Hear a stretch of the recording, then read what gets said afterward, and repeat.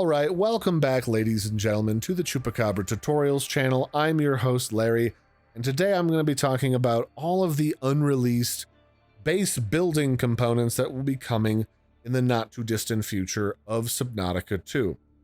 They're already largely in the game files already. You just need to use a mod in order to mess around with them and build them inside of creative mode. You can also technically use them inside of survival mode, but you need a different mod in order to properly unlock those blueprints because there's no methodology in the game right now to unlock them by default.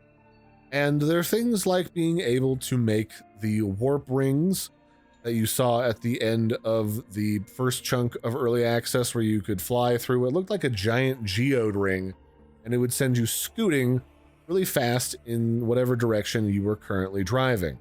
Now, the ones that are currently in the game aren't really necessarily that kind of a warp ring, although they kind of look like it. They more look like they're trying to create a current that you can manually place in the game to speed yourself along. And beyond that, they're going to have some different power sources coming out. They're going to be bringing back the foundations from Subnautica 1. I think it was also in Subnautica 2, where you could just put down foundation blocks before you start building your base on top of it.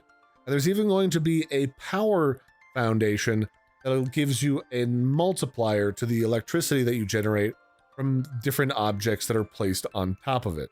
And that kind of fixes the number one thing that I've had an issue with things like putting out the thermal plant or putting out the different solar panels in different locations. Is that I'd love to put my solar panel up high and then string down the power, but you got to build part of a base anyway, so it kind of looks ugly from a distance. And it also makes it easier to place things around a thermal plant. There's also going to be some internals that you can place down. There's going to be a new supply cache that you can build, which is just a little personal travel trunk that you can put stuff in and store it. There's going to be an Axum trash can. I don't know if that's going to stick around, but there is an Axum trash can in the game right now that's currently untextured. There's also Axum chairs, and it looks like there's also an Axum streetlight that looks absolutely god-awful style-wise, and is also as bright as the sun. So there's definitely a lot of different stuff that you can build, both internally and externally, that'll be kind of interesting. There's a bigger set of improved solar panels that you can build that are like between 1 and 40 electricity, which is a lot.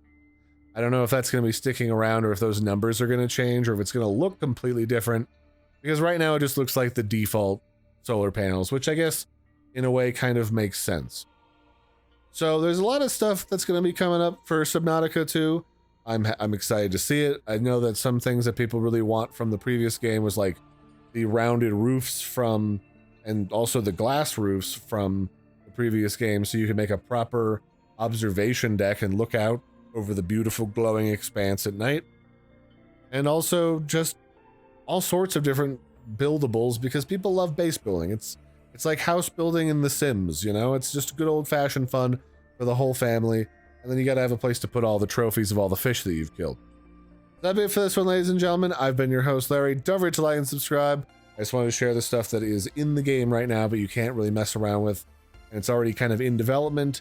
And until next time, I'll catch you later, and bye everybody, have a good one.